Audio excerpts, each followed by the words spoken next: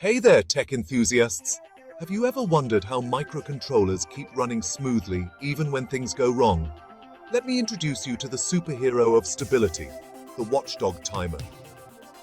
Today, I'm diving into a crucial aspect of microcontrollers that you might not know about, but should definitely understand: the Watchdog Timer.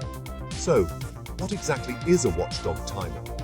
Imagine it as a babysitter for your microcontroller.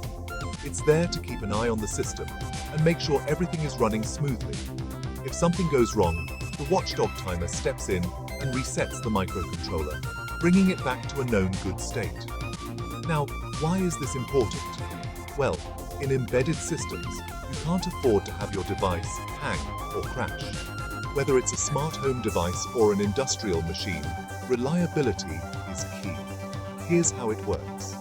You set a timer, and your microcontroller has to periodically reset this timer before it runs out.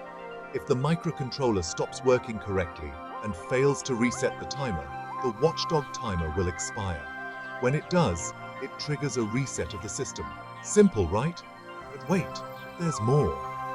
Watchdog timers can be configured in several ways.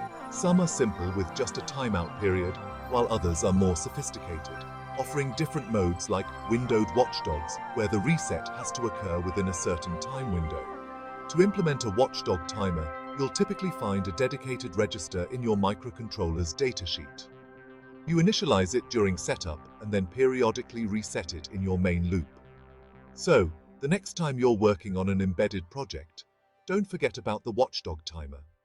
It's a small addition that can save your system from major headaches down the road. Thanks for watching. Don't forget to like, share, and subscribe for more tech insights. Until next time, stay curious.